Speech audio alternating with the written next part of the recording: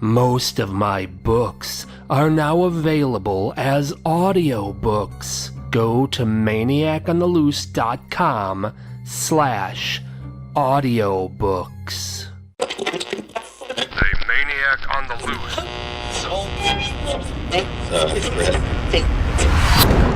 Welcome to the Maniac on the Loose Scary Stories podcast. Sit back and relax. Keep your arms and legs inside the vehicle at all times and enjoy the ride.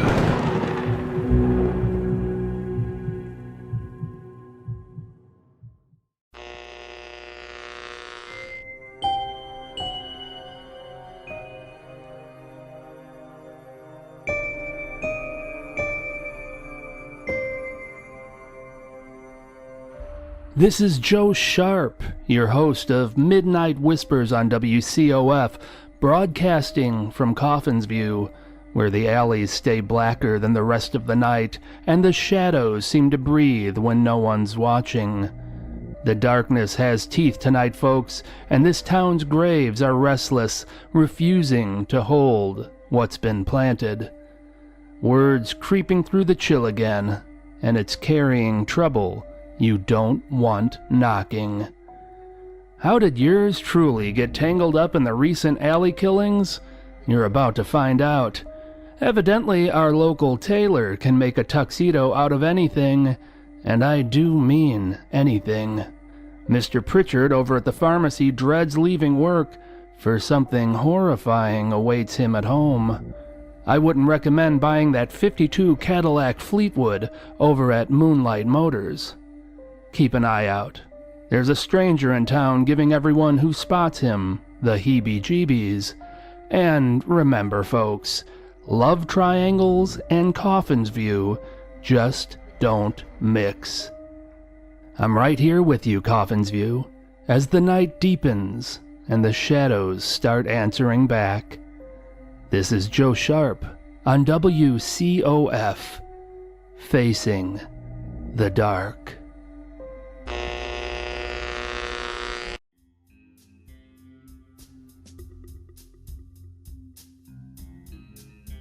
Something shadowed. Mayor Bellaris's voice was smooth as old blood. Mr. Joe Sharp, my understanding is you are quite the successful private detective who specializes in, shall we say, unusual endeavors? He cocked his head slightly as he ran his long, slender fingers down the lapel of his plum velvet tuxedo. Words weren't necessary. He clearly wanted elaboration, so I gave it to him.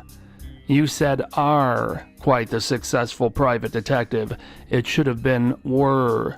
See, I used to be a private detective. I'm retired now. The mayor's irritation with my statement came across as a hint of red flashing across his eyes. Nonetheless, he continued, as if I hadn't said a word. I have a case for you. That cold stare of the unusually pale mayor carried weight, the kind that says decline at your own peril. I shifted gears to the one that usually sends clients scurrying. I'm not cheap. My services will cost you a bundle. The mayor didn't flinch. You will be well compensated. Delicate didn't work. I drew in a deep breath and laid it out plain.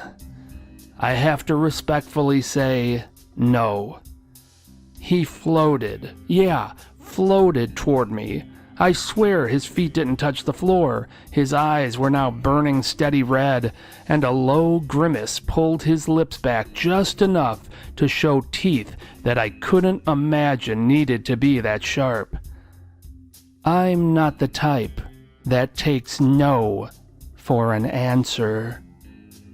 And that's how I wound up pacing up and down the oddly spick-and-span alleys of Coffin's View, on the search for whatever was ripping limbs from folks, yet leaving a bloodless scene.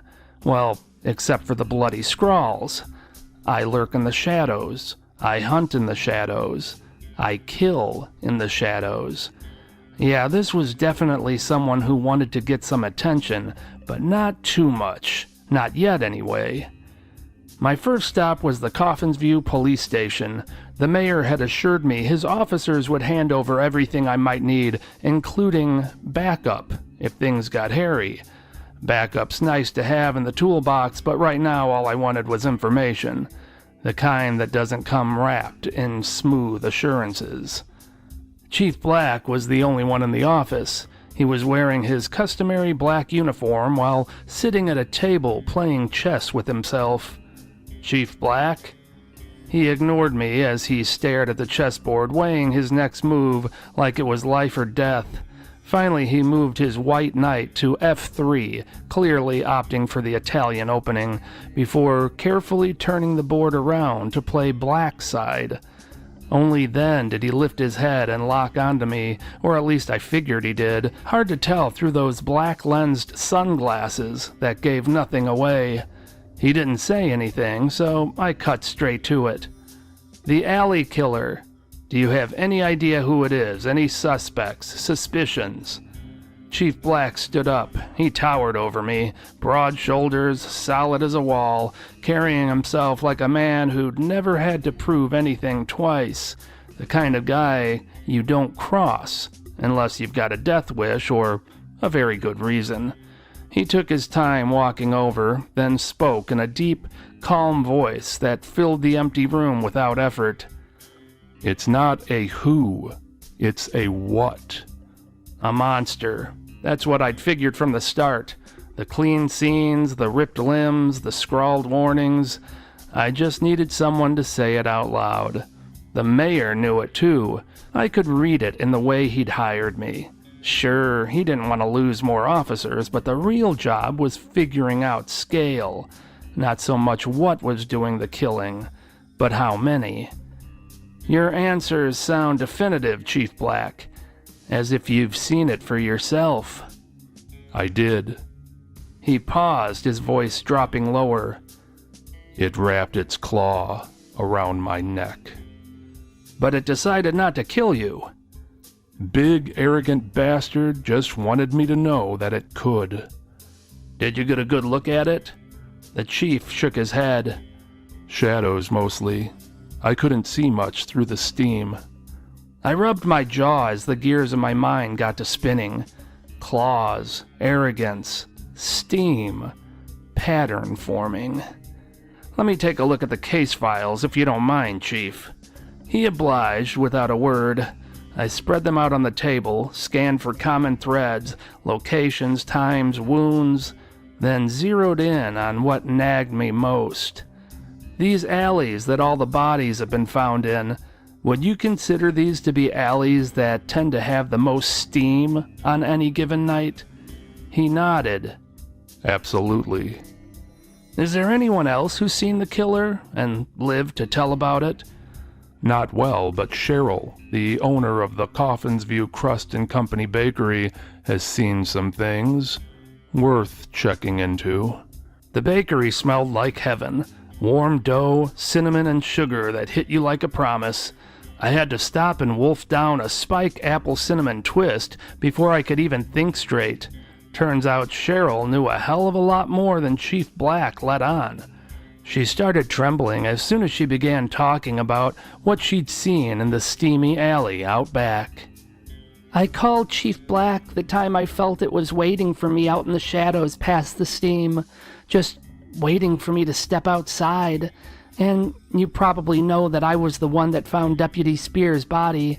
I didn't see anything that night, just heard the gunshots and the scuffle, but there was one other time I saw it. I never told anyone. Tell me about it. There was a knock on my back door. That's unusual when I'm not expecting a delivery. I opened the door, and it was just a garlic pirate. Garlic pirate? Garlic is illegal in Coffins View. Because of that, there are people who think we all want some and will show up from time to time trying to sell it. But the garlic pirate wasn't the only thing I saw in the alley that night. What else did you see? Her trembling picked up and her voice quivered, but she braved on, recollecting that night. It was up on the edge of the roof, perched there like some kind of a giant cat with limbs that were way too long. It was watching us and appeared ready to pounce, but then something strange happened. It started sniffing, loud, wet sniffs, and then darted away. Something seemed to frighten it off, but I'm not sure what. I rubbed my chin as I put the pieces together. The garlic. Not long after leaving Coffin's View Crust and Company, I found myself walking dead center down the steamiest back alley in town. Steam rose thick from the grates, twisting like smoke off a fresh kill. The air tasted musty and wrong. Every step echoed softer than it should, swallowed by the fog. Shadows clung to the brick like they were waiting their turn.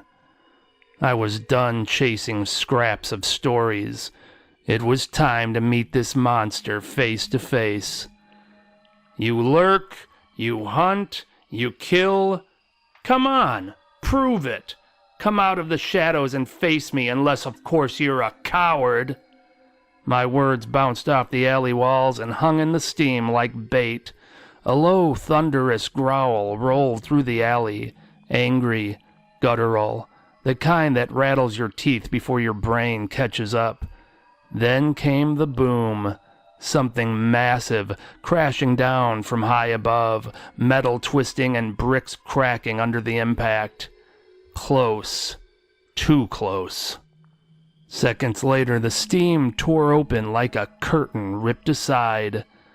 There it stood, taller than any man had the right to be, his frame stretched thin as a shadow, bones and muscle wrapped in pale, almost translucent skin that gleamed wet under the alley lanterns.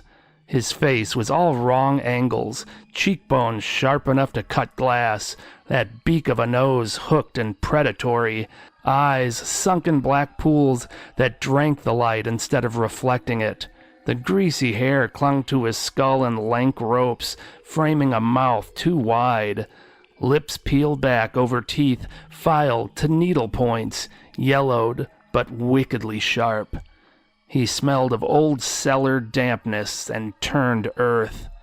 When he smiled wider, the expression wasn't joy. It was recognition, like he'd been waiting for someone exactly like me to step into his parlor. The voice was a monstrously deep hiss. Who is the brave soul fool enough to challenge me? The name's Joe Sharp. And you? You can call me Simon. Tell me, Joe Sharp, how does it feel to know you're about to die? I shrugged as I allowed a slow, sly smirk to crawl across my face. I wouldn't know. Simon's brow furrowed, puzzlement cracking that smug certainty. His needle-toothed grin faltered just a fraction. The alley went dead quiet except for the hiss of steam and the faint drip of condensation somewhere behind us. One long hanging second stretched between us, the kind where you can hear your own pulse in your ears. Then I finally barked out. Now! Suddenly, Chief Black stepped out of the shadows first, black uniform blending with the dark until he wasn't there. Then he was. With a sharp wave of his arm, deputies poured into the alley from both ends, boots pounding the cobbles like sudden thunder. Each one cradled a spud gun, barrels loaded with fat garlic bulbs, cloves already crushed and leaking that sharp, forbidden stink into the steam. Fire at will! Suddenly the alley erupted, garlic bulbs streaking white through the steam like tracer rounds. Dozens found their mark, slamming into Simon's hide. Each one that struck sizzled, smoked, ate into pale flesh like acid on paper. The stink of burning garlic and scorched meat filled the narrow space. The creature's roar shook my bones, defiant, furious, promising payback. Then it vaulted, claws scraping brick until it reached the rooftops, and galloped off, silhouette stretching long against the night sky, before vanishing into darkness. There was little doubt Simon would be back, madder than ever. But I had uncovered enough information to satisfy the mayor. There was only one, and it was without question a vampire.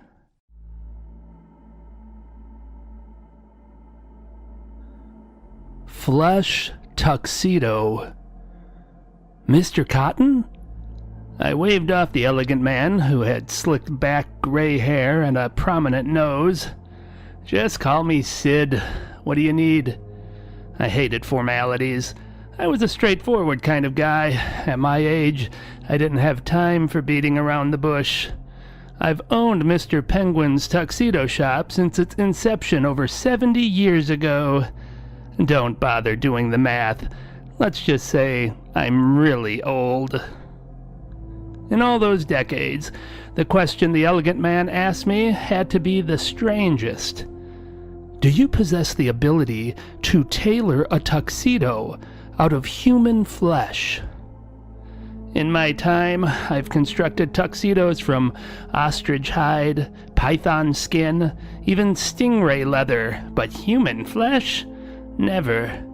Not that it couldn't be done. Truth is, it'd be a hell of a lot easier than some of the other hides I've worked with.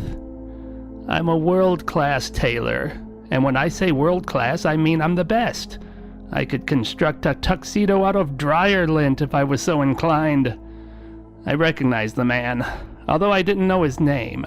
I think he may have been a professor at the college, but my memory isn't what it used to be.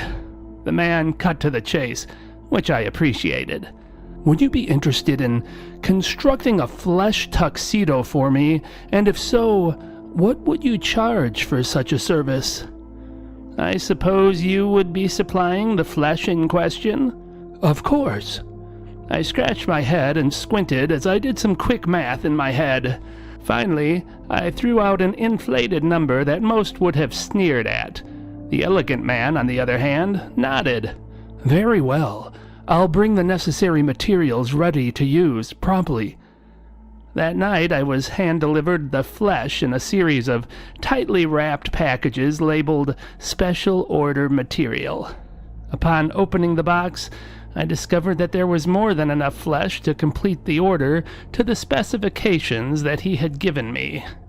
The hide felt warmer than it should have, almost body temperature, like it hadn't quite cooled since it was cut. It gave under my fingers with a soft, living give, softer than pigskin, but firmer than lamb, stretching just enough when I pulled it taut and snapping back eager when I let it go. The surface was supple, almost slick, yielding to the needle without resistance. Each stitch pulled the material together like it wanted to close up, the tiny holes sealing shut the moment the thread passed through. When I smoothed it over the dummy form, it clung and settled with a faint, elastic hug, molding the dummy's shape better than any hide I'd ever handled, as if it remembered how to fit a body and was happy to do it again. When the elegant man arrived to pick it up, he was more than pleased. My, oh my, this isn't merely a flesh tuxedo. It's a work of art. Do you mind if I try it on? I gestured to the tuxedo. Be my guest. He had no difficulty putting it on and held a surprised expression. I can't believe how well it fits, and it's much lighter than I was expecting. The elegant man ran his fingers up and down the flesh tuxedo, amazed at how it was clinging to him just right. The color resembled that of old parchment that had gone slightly yellow at the edges, with the faded blue veins showing through in places where the light hit just right. The surface wasn't smooth leather. It had that natural human grain, tiny pores scattered unevenly, some clustered, some isolated, like freckles on skin that had seen too many winters. It caught the lamplight oddly, almost matte, with a very subtle, waxy sheen that made it look damp, like it might still be sweating. The seams were invisible unless you stared. The panels joined so tight they seemed fused rather than stitched. When the elegant man turned sideways, the fabric shifted with him, stretching thin over the shoulders and ribs without a single wrinkle, clinging close enough that you could almost trace the outline of collarbones and hip bones underneath. A dark male nipple spot on the left breast stood out clearest, a small, raised, brownish circle, perfectly round, darker than the rest, like it had been preserved exactly where it grew. The whole thing looked expensive, refined, and quietly alive. He smoothed the lapels, and it moved with his hand like it approved. "I'm going to wear it out." I followed the elegant man out of the store and watched him as he paraded across Vine Street like a proud peacock on full display. I leaned against the wall as I lit up a smoke. Deputy Coop happened to be strolling down the sidewalk right then and took notice of the elegant man. "Boy, look at that guy, strutting across the street like he's John Travolta. That's a unique tux he's wearing. Did you make that, Sid?" "Sure did." Before Coop could inquire as to what type of tuxedo it was and what it was made out of, I quickly changed the subject to the spiced pulled pork sandwich he was chowing on. The aroma was truly mouth-watering. "Smells mighty good. Is that from Boneyard Barbecue?" Coop wiped his mouth off before confirming. "Damn right. I'm not sure what Moose has been putting in the barbecue lately, but it's amazing." I could see Coop's head starting to turn back toward the elegant man again, so I shifted the conversation once more. "Sure is a nice night, isn't it?" Coop nodded and gazed around at the cozy triangle, taking it all in. "If I could die an old man in a rocking chair on my front porch, staring out at the beautiful Coffin's View fields under the glowing moonlight, I'd die happy." He took a moment before expelling a breath. "Well, good to see you, Sid. Take it slow." I gave Coop a nod as he walked deeper into the town triangle before finishing off my smoke and heading back inside. It was approximately 1 week later. I had pushed the flesh tuxedo to the back of my mind as I worked on more normal projects. That is, until I heard the jingle of the door opening, followed by the elegant man's voice. "The flesh tuxedo was a hit. Several other members of my gentlemen's club would like one of their own. If we supply the materials, can you make more?" I shrugged. "Supply the materials and the cash, and I can make you anything you want." The next day I was provided with measurements and enough flesh to make half a dozen more flesh tuxedos. After having fresh experience creating one, the next 6 were a breeze. Enclosed with the materials was a check for my services and an address to deliver them when complete. The address was a bit odd. New Hope Necropolis, Main Drive, Lot 103, Road G, Huntington, Mausoleum. Lay the finished flesh tuxedos outside the door. The cemetery was a maze of narrow roads, each one squeezed between rows of gigantic headstones. Driving down the main drive, I felt like the walls were closing in, as if the stones themselves were leaning over to watch me.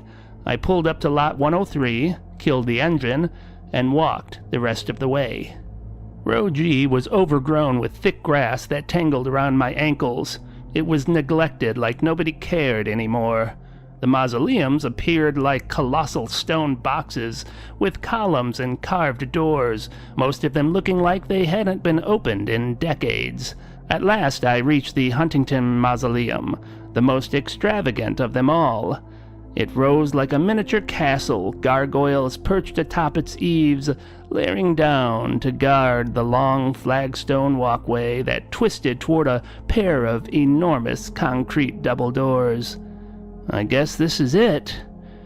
I hated the thought of just setting these works of art out in the open, exposed to the elements in the middle of a cemetery, but those were the instructions, so I was prepared to do exactly that, until I noticed the thin sliver of light leaking between the double doors. They weren't fully closed. I'd feel better handing these to a living person, so I pulled the heavy door open and stepped inside. The mausoleum was bigger inside than it looked. High ceiling, marble walls lined with stacked compartments and brass plaques. Dust hung in the air, and the place smelled like cold stone and old incense. Weak light came through a narrow, stained glass window at the back. Everything was quiet and neat, like it hadn't seen a new body in years. Against the left wall, behind a tall marble angel with broken wings, was an old wooden door, thick oak with iron bands, left cracked open. Warm orange light spilled out from the gap, flickering like fire. I peered inside and could see stone steps winding deep into the ground. The steps dropped out of sight after a dozen or so, but I could see reflections of flames bouncing on the walls below. It was subtle, but I could hear low voices drifting up. They were calm, like men talking at a meeting. "Hello down there?" No one replied, and the voices continued. Obviously, they hadn't heard me, so I followed the steps all the way down. I found myself standing in the largest library I'd ever seen, or could have imagined.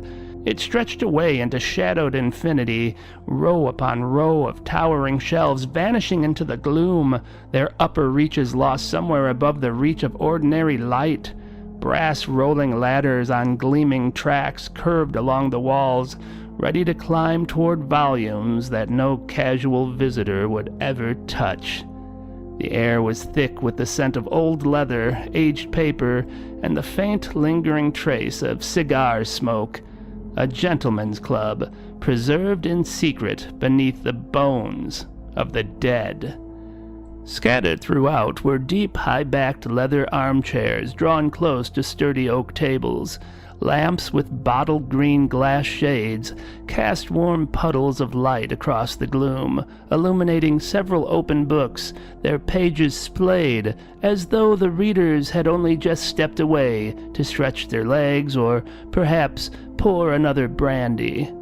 I recognized that more than one of those volumes was bound in aged human flesh, not unlike the material I'd used for the flesh tuxedos, but more wrinkled and worn. A narrow stone passageway branched off beside the library. I could hear voices drifting from its depths like smoke.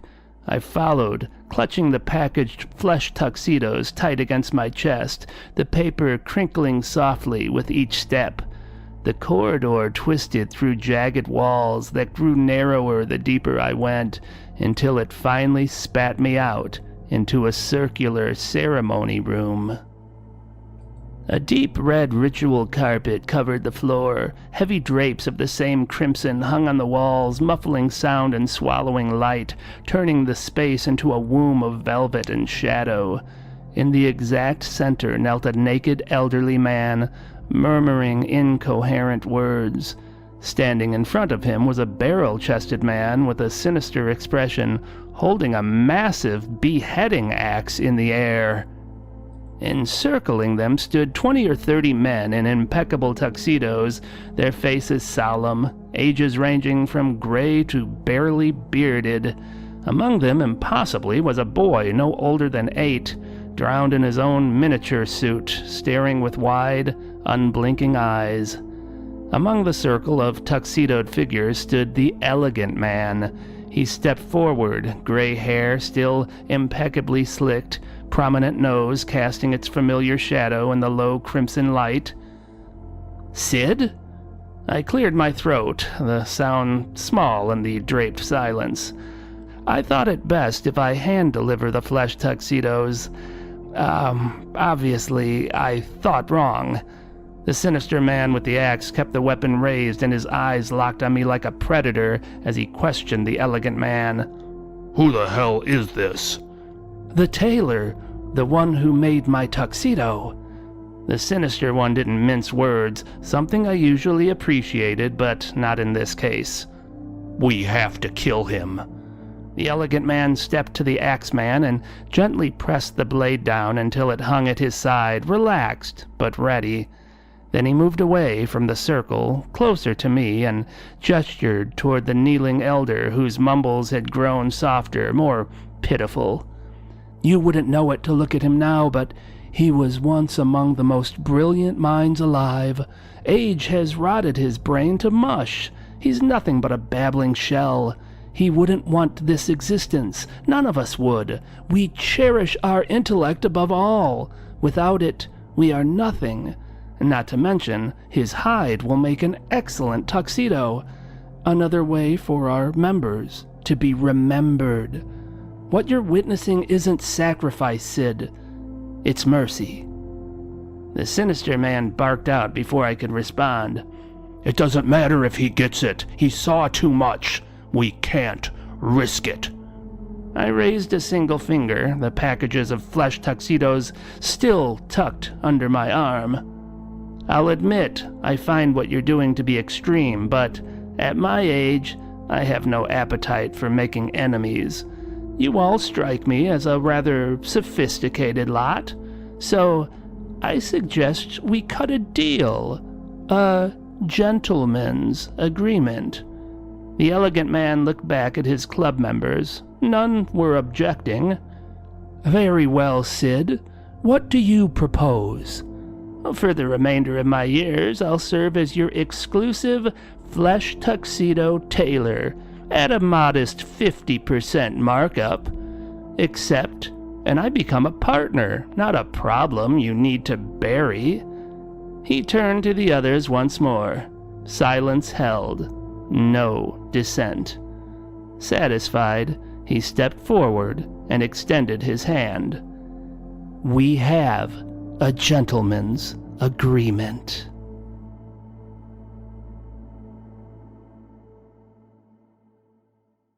I know you like scary stories. Want to hear my latest scary stories ad-free? Get some of my audiobooks. I have a bunch. It's a great way to support the show. Go to maniacontheloose.com/audiobooks.